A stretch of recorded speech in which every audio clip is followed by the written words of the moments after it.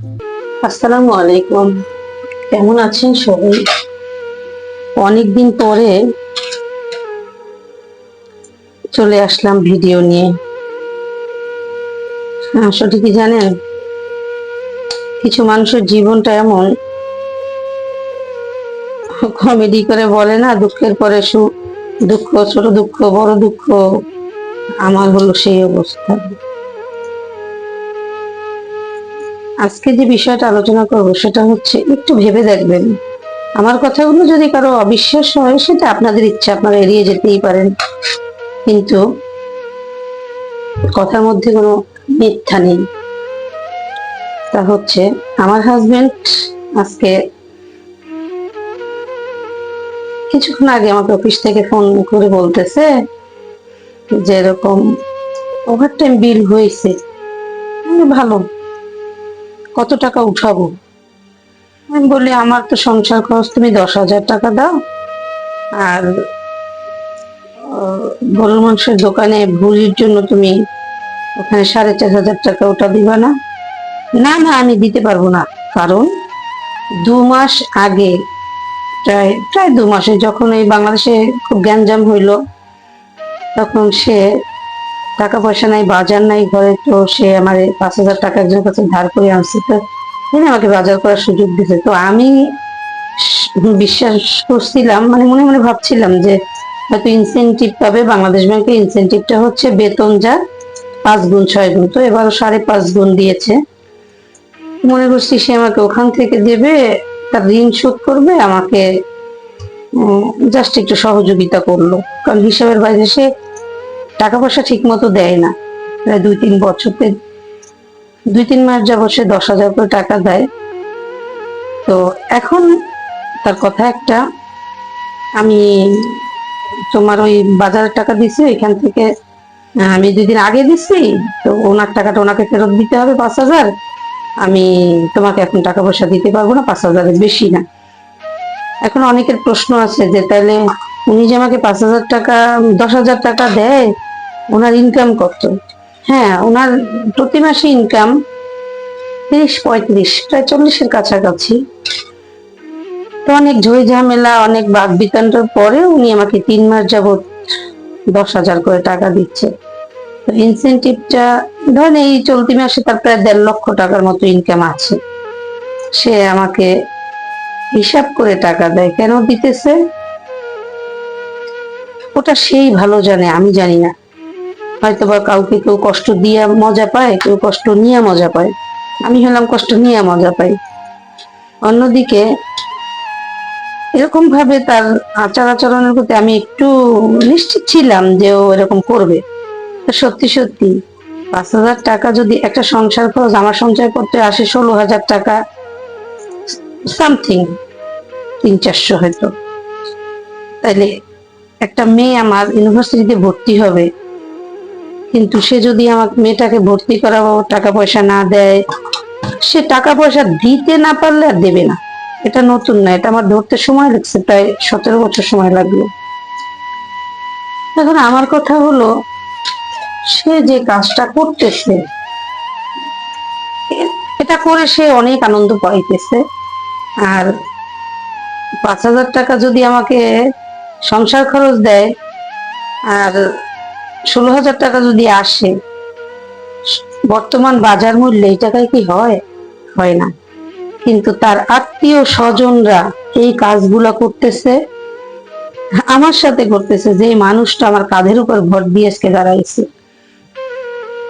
হ্যাঁ, কিন্তু বলার ভাষা হারাই পেয়েছি আজকে। শুধু হাসতে ইচ্ছা করে আমার, যে কেন কেন হাসতে ইচ্ছা করে জানেন? যে আল্লাহ তাআলা সব দেখেন, এদের শাস্তি আল্লাহর তরফ থেকে আসবে। আপনি আমি অন্তরের অভিশাপ দিয়ে কতটুকু করতে পারবো জানি না।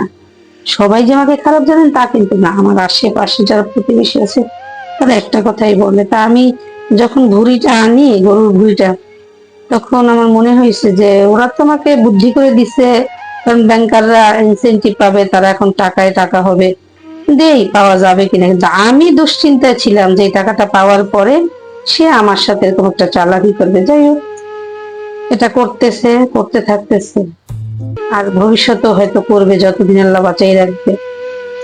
তো এটা তো গেল এক রকমের হিসাব। সব সময় টাকা পয়সা নিয়ে সংসারে একজন নারীকে যদি এইভাবে করে, বিশ্বাস করেন আমি 8-10 জনের কথা জানি না, আমি নিজের বুকে হাত দিয়ে এতটুকু বলতে পারি, স্ত্রী হিসাবে আমি তার সাথে কোনো দিন মিথ্যা কথা বা 2 নাম্বারই করিনি। যে একটা কাজ আমার দ্বারা হয়েছে সেটা হয়েছে এরকম আকাশ কুসুম সব চিন্তা করার পরে, যে এই লোক তো আমার ছেলে মেয়েকে নিয়ে খেয়ে বাঁচতে দেবে না, তো যার কারণে সে এরকম করতেছে বিধে আমি এই কৌশলটা, তার পরিবারের কিছু লোকজন নিয়ে আমি কৌশলটা অবলম্বন করছি।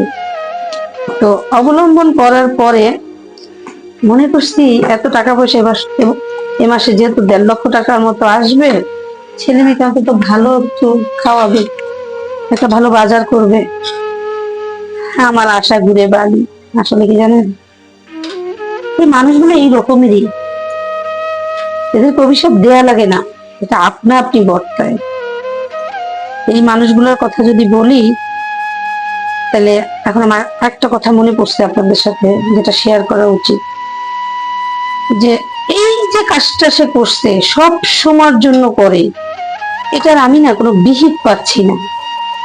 জানি না আমার আল্লাহ উত্তম পরিকল্পনাকারী, উনি কি ফয়সালা দেবেন।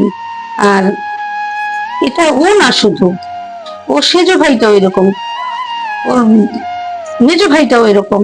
স্ত্রীকে কষ্ট দেওয়া এটা একটা মিশন। কারণ ওর মা যত রকমের কুমন্ত্রণা, মরে গেছে কিন্তু তাতে কি, যত রকমের কুমন্ত্রণা আছে সব দিয়ে গেছে এবং সেগুলো অনুযায়ী কাজ করে।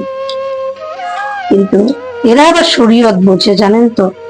সেই আমাকে মনে করাই দেয় স্বামী হিসেবে তার যেন কোনো অমর্যাদা না হয়। না, আমি করব না, অমর্যাদা করব না, কারণ আমার আল্লাহ ওটা দেখবেন।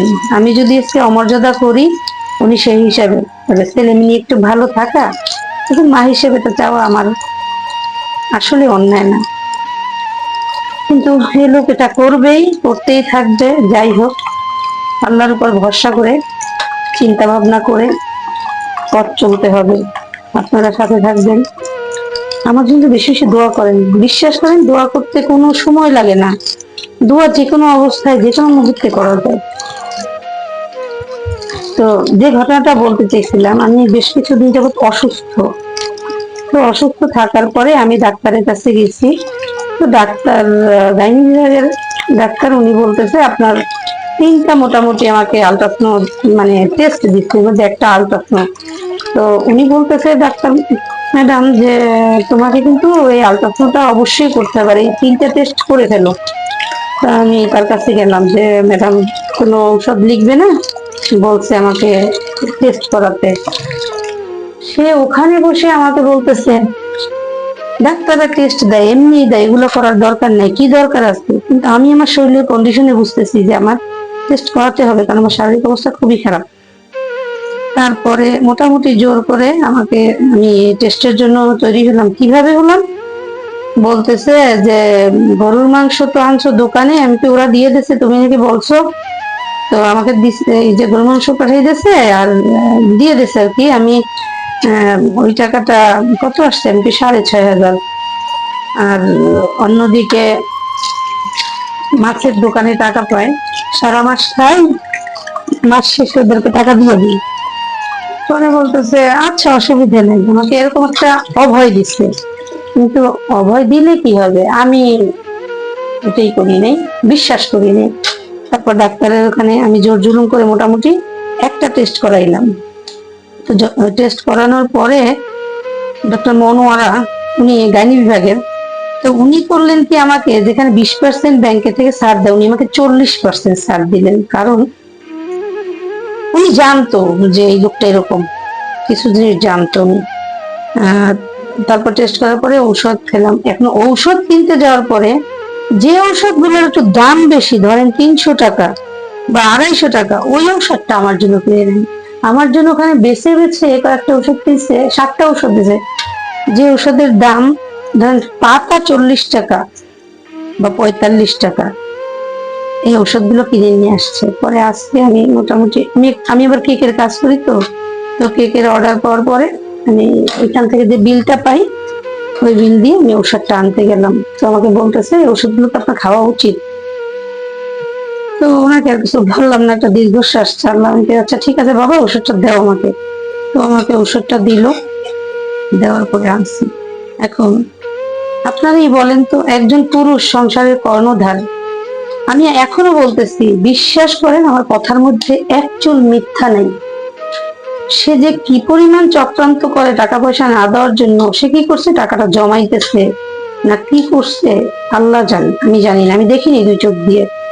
অথচ এই মানুষটার পিছনে আমি নিজে না খেয়ে এই মানুষটারে খাওয়াইছি, নিজে একটা পোশাক পরে দিন কাটাইছি, তাও চাইছি এই মানুষটাকে নিজের হাতে সেলাই করে একটা ফটো বানাই দিতাম, বড় নিজে নিতাম না, এই মানুষটাকে দিতাম। আজকে প্রতিদিন আমার জন্য কত সুন্দর, সহজ সরল সুন্দর প্রতিদিন, তাই না? বলেন তো এই মানুষের বিচার আল্লাহর কাছ থেকে কি হবে? এটা আপনাদের কাছেই থাকলো প্রশ্ন। আর নিজের বিলাসিতার জন্য নিজের লাইফের সমস্ত কিছু বন্ধ করে দিচ্ছি, গহনাগাটি। কারণ খেতে গেলে খোটা দেবে, মনে করিয়ে দেবে আমি ইনকাম করতে পারি না। একটা সময় করতাম, 12টা বছর শ্রম দিচ্ছি। আজকে অনেক ভরসা করে কেকের কাজটা শিখছিলাম, কেকের জন্য অর্ডার হয়। তো সেই কিছুদিন আগে যখন আমাকে এই টাকাটা দেওয়ার ব্যাপারে আমাকে সংসার খরচ 5,000 টাকা দেবে ফোন করে জানাই দেয়। কারণ সে আমার জন্মদিনে 5,000 টাকা, আমি চাইনি, সে নিজের থেকে দিচ্ছিল। আমি বলছি দরকার নাই, সংসার চালাইতে 5,000 টাকা দিলে হবে কেমনি? বলে যে 5,000 সংসার, এটা তোমার জন্মদিনের। জন্মদিনের কথা বলে অন্যদিকে আমার সংসার খরচের 10,000 টাকা দেয়। সে 10,000 টাকার 5,000 টাকা দিয়ে কেটে রাখে, বলেন তো হচ্ছে কি জুতার বাড়ি খাওয়া আমার বেশি বেটার না? হ্যাঁ, কার সাথে করতেছি? নিজের স্ত্রীর সাথে। সে কে? যে সারাটা জীবন তার পিছনে, তার ভালোর জন্য আমি সবকিছু করছি। তাহলে আমি আমার জন্য আর কিছু চাই না।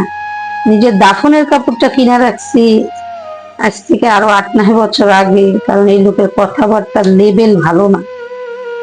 এখন নিজের সিম্পল নাক ফুল, হাতে দুটো চুড়ি ছাড়া আমি আর কিচ্ছু করি না, সাদা মাথা জীবন কাটাই। আমাকে সামান্য চাওয়া আমার, এটা দিতে এত কষ্ট। অথচ দেখেন এই সমাজে অনেক নারীরা আছে, আমার অনেক ভাইরা আছে যারা স্ত্রীর জন্য জীবনটা জলাঞ্জলি করে ফেলে, তার প্রয়োজন মেটানোর জন্য। তারপরে স্ত্রীর একটু সুক্রিয়া বা কৃতজ্ঞতা কিচ্ছু পায় না। আর আমি, আমার চাওয়াটা খুব সামান্য, অথচ এতটুকু দিতে কতটা কষ্ট ভাবা যায়? আল্লাহ এদেরকে হেদায়েত কিভাবে করবে? হেদায়েতের জন্য এরা একটাও আগায় না। হেদায়েত সহজ জিনিস না।